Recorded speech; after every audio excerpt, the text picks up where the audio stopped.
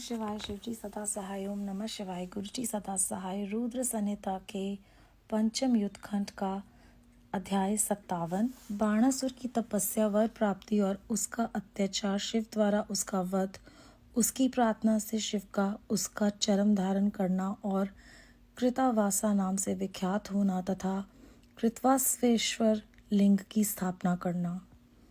सनत कुमार जी कहते हैं, व्यास जी अब परम प्रेम पूर्वक शशि मौली शिव के उस चरित्र को श्रवण करो जिसने उन्होंने त्रिशूल द्वारा दानवराज गजासुर का वध किया था। गजासुर महिषासुर का पुत्र था। जब उसने सुना कि देवताओं से प्रेरित होकर देवी ने मेरे पिता को मार दिया था, तब उसका बदला लेने की भावना से उसने घोर तप किया। उसके तप की ज्वाला से सब जलने लगे। देवताओं ने जाकर ब्रह्मा जी से अपना दुख कहा। तब ब्रह्मा जी ने उसके सामने प्रकट होकर उसके प्रार्थनानुसार उसे वरदान दे दिया कि वह काम के वश होने वाली किसी भी स्त्री या पुरुष से नहीं मरेगा, महाबली और सबसे अजय होगा। वर पाकर वह गर्व में भर गया। सब दिशाओं तथा सब लोकपालों के स्थानों पर उसने अधिकार कर लिया। अंत में भगवान शंकर की राजधानी आनंदवन काशी में जाकर वह सबको सताने लगा। देवताओं ने भगवान शंकर से प्रार्थना की। शंकर काम विजयी हैं ही। उन्होंने घोर युद्ध में उसे हराकर त्रिशूल में पिरो लिया। तब उसने भगवान शंकर का सत्वन किया। शंकर ने उस पर प्रसन्न होकर इच्छित वर मांगने को कहा। तब गजासुर ने कहा, दिगंबर स्वरूप महेशान, यदि आप मुझ पर प्रसन्न हैं तो अपने त्रिशूल की अग्नि से पवित्र हुए मेरे इस चर्म को आप सदा धारण किए रहें। विभो, मैं पुण्य गंधों की निधि हूँ, इसीलिए मेरा ये चर्म चिरकाल तक उग्र तप रूपी अग्नि की ज्वाला में पड़कर भी दग्ध नहीं हुआ है। दिगंबर, यदि मेरा यह चरम पुण्यवान न होता तो रणांगन में इससे आपके अंगों का संग कैसे प्राप्त होता। शंकर, यदि आप तुष्ट हैं तो मुझे एक दूसरा वर और दीजिए, वह यह कि आज से आपका नाम कृतवासा विख्यात हो जाए।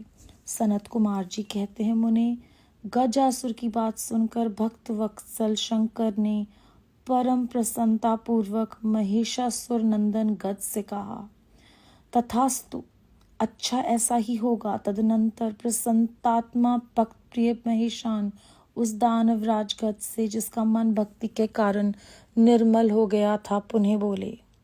ईश्वर ने कहा, दानवराज, तेरा यह पावन शरीर मेरे इस मुक्ति साधक क्षेत्र काशी में मेरे लिंग के रूप में स्थित हो जाए। इसका नाम कृतकावासेश्वर होगा। यूं कहकर देवेश्वर दिगंबर शिव ने गजासुर के उस विशाल चर्म को लेकर ओढ़ लिया। मुनीश्वर, उस दिन बहुत बड़ा उत्सव मनाया गया। काशी निवासी सारी जनता तथा प्रमथगण हर्षमग्न हो गए। विष्णु और ब्रह्मादि देवताओं का मन हर्ष से परिपूर्ण हो गया। वह हाथ जोड़कर महेश्वर को नमस्कार करके उनकी स्तुति करने लगे। अध्याय 57 समाप्त।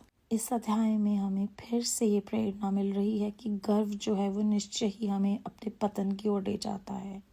यहाँ पर गजासुर जो है वो गर्व में भर गया और देवताओं को वो दुख देने लगा, क्योंकि उसने ये वर मांगा था कि जो काम विजयी पुरुष या स्त्री हैं केवल वही उनका वध कर सकते हैं। तो जो शिवजी महाराज हैं वो तो काम विजयी हैं ही, उन्होंने युद्ध में हराकर उसे त्रिशूल में पिरो लिया। पिछले अध्याय में उन्होंने कहा था कि मैंने बाणासुर को मृत्यु का भय कभी नहीं होगा ये वर दिया है, इसलिए उन्होंने कृष्ण जी को रोक लिया और उन्हें मारने नहीं दिया। इस अध्याय में वो स्वयं गजासुर को जो है वो त्रिशूल में पिरो लेते हैं और देवताओं की जो पीड़ा है उसको समाप्त कर देते हैं। लेकिन भक्तवत्सल शिवजी महाराज उस पर प्रसन्न हो जाते हैं जब वो उनका सत्वन करता है और वो कहते हैं कि मैं तुझे वर देता हूँ, तू मांग, तुझे क्या चाहिए। तो वो 2 वर मांगता है। पहला वो कहता है कि अगर आप मुझ पर प्रसन्न हैं तो आप मेरे चर्म को सदा के लिए धारण कर लीजिए, और दूसरा वर यह है कि आज से आपका नाम कृतवासा से विख्यात हो जाए। शिवजी भगवान उस पर प्रसन्न होकर उसे ये वर दे देते हैं और कृतवासेश्वर नाम से उनका लिंग जो है वो काशी में स्थापित हो जाता है और समस्त प्राणियों को ये मुक्तिदाता, महान पातकों का विनाश करने वाला और संपूर्ण लिंगों में शिरोमणि और मोक्षप्रद होगा, वो ये भी वर देते हैं और उनका जो चर्म है उसे ओढ़ लेते हैं। बेअंत शुक्राना गुरु जी महाराज। ओम नमः शिवाय। शिव जी सदा सहाय। ओम नमः शिवाय। गुरु जी सदा सहाय।